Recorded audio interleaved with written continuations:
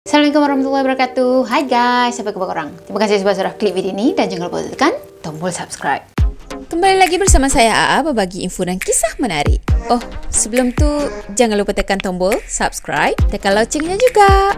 Okey, kisah kali ini kisah yang direquestkan kepada saya iaitu kisah botak chin. Sebenarnya kisah ni sangat-sangat popular kan dalam kes-kes jenayah. Mana taknya botak chin ni sendiri adalah penjenayah yang paling popular suatu masa dulu. Popular kenapa? Sebab katanya dia ni kalis peluru. Lepas tu dia ni macam agak-agak terlebih kerek sikit atau terlebih angkuh macam tu. Dah sedia? Jom kita mula. Sebelum tonton video ni, saya nak tanya korang. Korang dah dapatkan ke produk It's Me Mr. Kudap? So untuk produk It's Me Mr. Kudap ni, diorang ada 3 kudap-kudapan. Jadi diorang ada dry vegetable, dry fruit dan juga salted egg fish skin. So untuk salted egg fish skin ni harganya RM15 dan lagi 2 produk diorang ni harganya RM13 sahaja. Jadi untuk dapatkan produk ni senang je. Korang pergi ke ruang description dekat bawah. Saya dah tinggalkan link Shopee dekat bawah. Korang klik je dekat situ. So jangan lupa untuk dapatkan produk It's Me Mr. Kudap sambil-sambil layan cerita ni. Dap Mr. Kudap. Dap. Nama penuh botak chin ni adalah Wong Swee Chin. Dan kenapa botak chin padahal dia ada rambut kan? Adakah sebab masa kecil dia tu kepalanya botak, lepas tu orang panggil dia botak. Dah besar-besar sikit botak chin macam tu kan? Walaupun dah ada rambut pun orang tetap panggil dia botak chin juga. Tapi sebenarnya itu adalah andaian je. Kononnya botak tu sendiri bermaksud bantu orang tak ada kerja. Maksudnya malah nak bantu orang. Macam gitulah kan. Kenapa botak chin ni boleh popular gila suatu masa dulu? Sebab dia merupakan salah seorang perompak yang sangat aktif pada tahun 1970. Dan hasil rompakan dia sekitar KL masa tu boleh cecah sehingga RM1 juta. Memang banyak gila. Pada masa tu tau, pada tahun 1970, RM1 juta bukan kaleng-kaleng. Sebab katanya kalau masa tu kalau nak beli sebuah rumah yang cantik dah pun dalam RM50,000 je. Yang mungkin rumah tu sekarang ni sekitar RM1 juta kan. So bayangkan kalau dia boleh rompak sebanyak RM1 juta.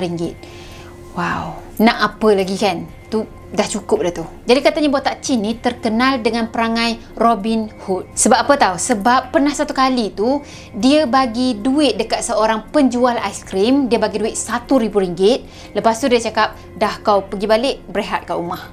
Aku dah bagi duit kan? Tapi ada juga yang cakap itu cuma cerita je. Cuma itulah, kalau tak ada angin, masakan pokok bergoyang kan?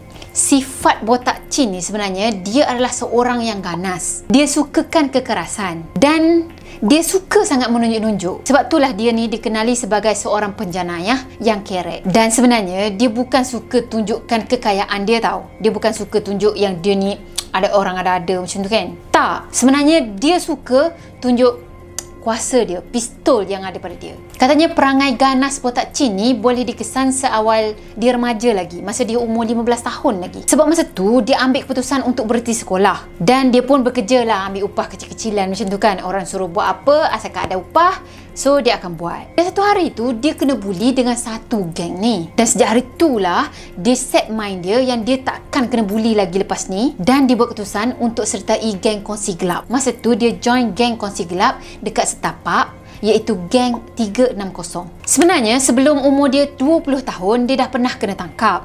Dia kena tangkap sebab masa tu dia merompak dan dia dijatuhkan hukuman penjara selama 7 tahun. Tapi biasalah bila dah orang yang hati kental ni buat kesalahan sampai kena penjara 7 tahun pun dia tak rasa apa. Dah keluar daripada penjara tu tetap juga buat kerja yang sama.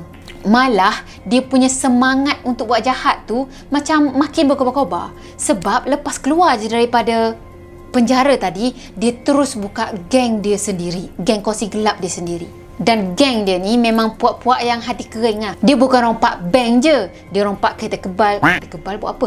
Dia rompak van kebal, kedai judi haram. Lepas tu kuil-kuil tempat orang sembahyang tu pun dia kacau juga. Ada duit ke kat situ? Tak faham lah apa dia cari. Dan yang paling pentingnya dia nak tunjuklah sifat kerek dia tu, sifat macam menunjuk-nunjuk dia tu. Kat mana je tempat yang dia merompak tu memang akan ada kelongsong peluru dia dekat situ. Maksudnya memang dia akan lepaskan tembakan dekat situ. Dah kalau dah peluru pun dah terbang, maksudnya ada mayat lah kan. Kat mana je dia merompak memang akan ada yang mati. Dah makin lama dia merompak makin famous lah kan dia kan. Yelah, siapa yang tak kenal orang yang dah bunuh ramai orang tempat dia merompak. Dan sebenarnya secara tak sengaja benda ni macam buka mata geng-geng yang lain tau. Jadi masa tu ramai geng-geng ni yang jealous dengan pencapaian dia.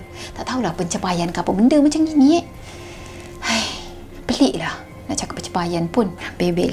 Dah tu ramai yang jealous dekat dia, dekat geng dia ni. Ramailah yang aim game dia kat game pula geng dia kan. Dah tu mulalah jadi perang kawasan pula masa tu. Jadi geng dia ni diserang oleh geng yang lain. So diorang pun berlawan. Tambah pula perangai gila-gila botak Chin ni yang suka menembak kan. Dan memang pergaduhan diorang ni akan confirm ada yang mati dan benda tu sebenarnya akan menarik perhatian polis. Jadi untuk pergi tangkap botak Chin ni, pihak polis ni tak adalah hantar kumpulan-kumpulan yang biasa je. Masa tu diorang hantar inspektor yang paling garang, iaitu DSPS Kulasinggam. Jadi DSP tadi ditemani dengan satu kumpulan khas yang diberi nama sebagai Dirty Dozen. Di dalam tim tu ada seramai 12 orang anggota polis dan salah seorang anggota polis tu bernama Kenny Woodward. Jadi hubungan Kulasinggam dengan botak Chin ni sendiri macam kata anjing dengan kucing, macam kasar sangat kan. Mungkin macam Batman dengan Joker lah. Batman akan kejar Joker, Joker pula macam akan menganjing-anjing dekat Batman tu. Tapi dalam masa yang sama, diorang saling membenci antara satu sama lain. Dan katanya ada satu hari ada sekumpulan mak-mak motor. Sebenarnya kumpulan mak motor tu adalah kumpulan ahli-ahli geng botak Chin tadi. Diorang dah tembak DSP Kulasinggam dekat traffic light Jalan Ipoh. Dan masa tu DSP tadi terus dibawa ke hospital untuk dapatkan rawatan. Masa dekat hospital, Kenny tadi pergi melawat DSP Kulasinggam. Dan masa ni lah DSP Kulasinggam tu bagi macam semacam warning lah dekat Kenny ni. Dia cakap, kau kena berhati-hati sebab lepas ni mungkin giliran kau pula. Katanya pada awal 1976, geng botak Chin ni dia mula lemah sebab ada 7 orang daripada ahli kumpulan dia mati ditembak masa diorang tu berperang dengan geng yang lain. Lepas tu dalam masa yang sama juga, ada juga yang kena tangkap. Tak cukup dengan tu, ada 15 pistol botak Chin tadi telah dirampas. Banyaknya pistol dia sampai 15. Semua dia guna ke? So sebab dah 15 pistol dia tadi dia kena rampas, macam mana dia nak dapatkan pistol yang baru kan? Caranya adalah dia pergi serang pihak polis dan dia pergi rampas pistol pihak polis tu. Kau rampas yang aku rampas yang kau pula. Macam itulah. Nampaklah dia punya perangai yang hati kering, memang kering betul lah dia ni. Tak tahulah bawah matahari mana yang dia jemur. Tapi katanya tak banyak yang dia rampas daripada pihak polis tu. Hanya 3 pucuk pistol je. Lepas tu botak Chin tadi terus melarikan diri dengan geng-geng dia. Tapi walaupun 3 pucuk pistol, dia rampas daripada pihak polis tau. Dia bukannya rampas daripada geng yang lain. Macam, memang berani gila dia ni. Tapi last-last pihak polis ni dapat juga jumpa tempat persembunyian botak Chin tadi. Rupa-rupanya dia hanya bersembunyi dekat sebuah kilang papan yang ada dekat Jalan Ipoh dekat KL. Tapi masa pihak polis tu tahu dia bersembunyi dekat sana, tak adalah dia terus pergi serbu tempat tu. Sebenarnya pihak polis ni duduk buat intipan secara senyap-senyap dulu. Selama 2 jam juga katanya dia duduk mengintip, duduk awasi diorang-diorang, geng-geng diorang ni semua kan. Dah tu barulah unit Dirty Dozen tadi mulakan operasi diorang. Masa pihak polis serbu diorang tu, jangan bergerak, kami polis. Diorang semua tak adalah nak cakap, saya tak bergerak. Tak, diorang tetap juga melawan. Masa itulah terjadi pertempuran antara botak Chin ni dengan pihak polis. Masa tu pihak polis ni macam betul-betul serang kumpulan botak Chin ni sampaikan semua geng dia orang mati kecuali botak Chin. Masa tu sebenarnya botak Chin tu dah cedera parah dah. So sebab botak Chin tadi pun dah dalam keadaan cedera parah macam tu, dah tak boleh nak melawan, so dia ditangkap lah. Tapi dalam keadaan dia cedera parah macam tu pun sempat lagi tahu dia pergi warning si Kenny ni. Dia cakap macam ni, Kenny, you nasib baik tau. Kalau tangan I tak sakit, sudah lama you mati. Pada tahun 1980, botak Chin ni dijatuhkan hukuman mati sebab dia didakwa atas kesalahan memiliki senjata api. Dah terima hukuman mati macam tu, macam biasalah akan ada proses penjara dia kan.